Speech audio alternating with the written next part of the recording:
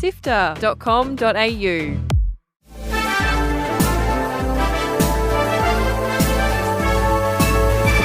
Hi, I'm Kyle Pauletto. And I'm Fiona Bartholomaeus. Welcome to Walkthrough, SIFTER's weekly recap on the biggest news in video games. This week, Blizzard kills Overwatch 2's dedicated campaign mode, Australian authorities crack down on CSGO skin gambling, ASUS ROG Ally gets a local Aussie price, and Amazon has another crack at a Lord of the Rings MMO.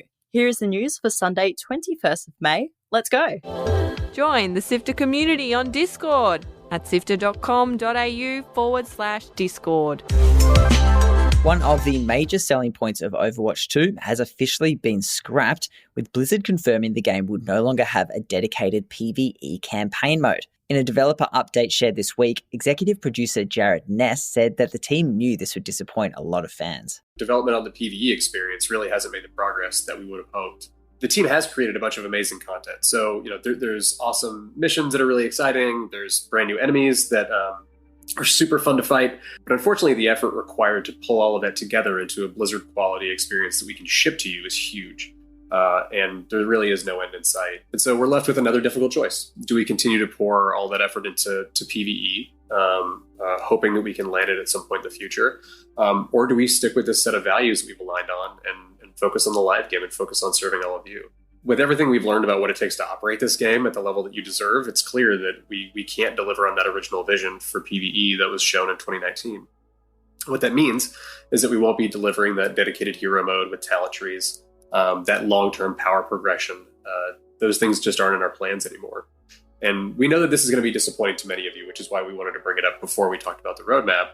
And to be perfectly honest, it's been really difficult for many of us and a lot of folks on the team who've poured their heart and soul into that stuff. Game director Aaron Keller said that the team still planned to include Overwatch 1 style story missions in the game 2 seasons from now in Season 7, but nothing on the scale originally promised. This week, Kotaku reported that a mandatory return to office policy was causing a lot of Blizzard devs to leave their jobs. Rising cost of living pressures and a loss of work-life balance gained during the pandemic seems to be wound back under this company policy, and teams were creating crisis maps of what they could and couldn't ship to players. The Overwatch team have denied that this is the cause of the cancellation of the PvE mode, but it sounds like a hard time to work at Blizzard at the moment.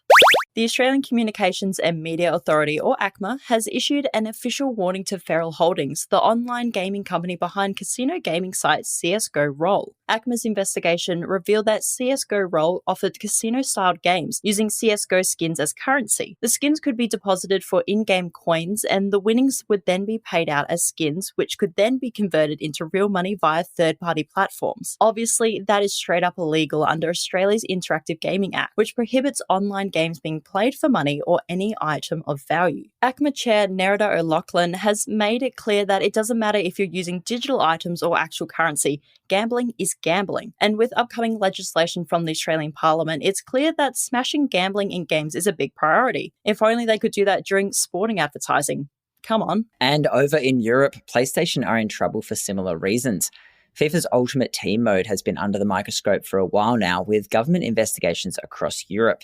Belgium and Austria are leading the charge, with Austria ruling that FIFA's Ultimate Team card packs count as illegal gambling.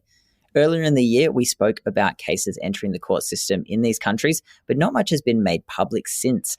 But now German site Games Market is reporting that a plaintiff has officially been refunded by Sony. This particular case only cost Sony around $364, but with a law firm claiming to have hundreds more clients lined up, this could be just the beginning.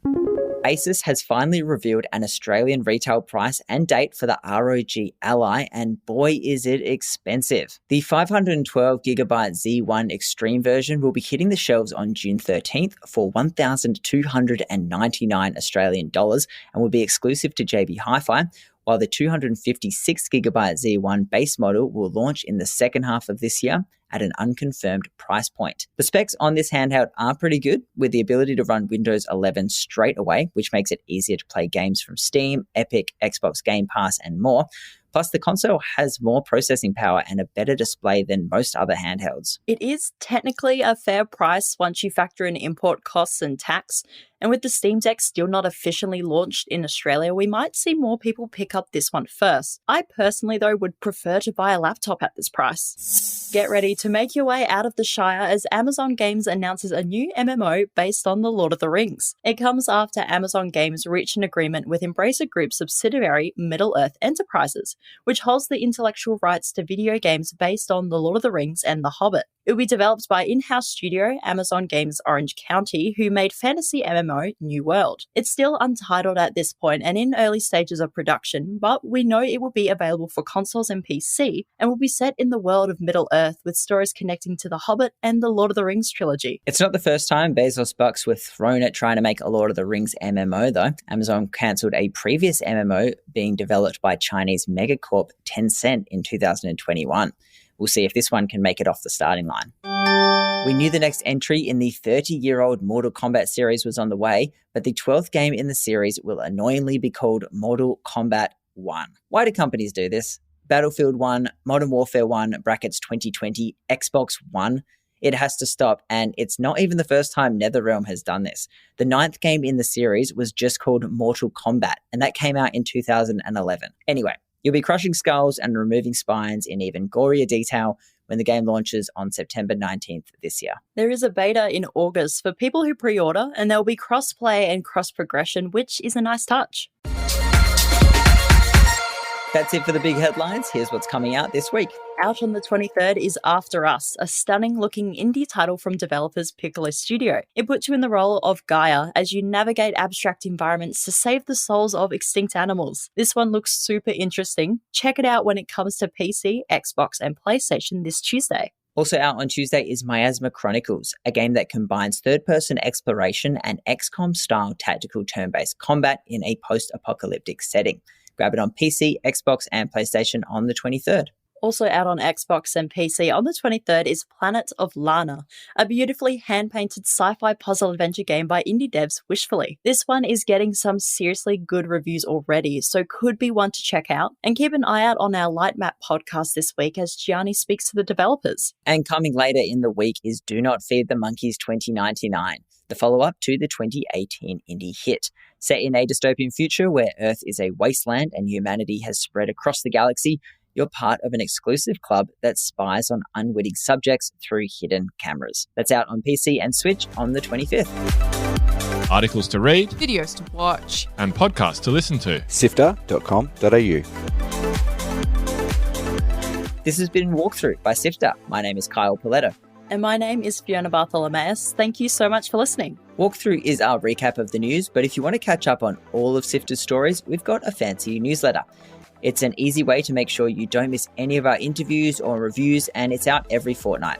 Head to sifter.com.au/newsletter to subscribe. That's sifter.com.au/newsletter. SIFTER is produced by myself, Carl Pauletto, Daniel Ang, and Adam Christou. Mitch Lowe is senior producer who edited this episode, and Gianni Di Giovanni is our executive producer. Thanks to Brian Fairbanks from Salty Dog Sounds for composing the Walkthrough theme tune, and thanks to both Audio Technica Australia and Omny Studio for their support of SIFTER's 3 podcasts. Thanks again for listening. We'll be back with more news next Sunday.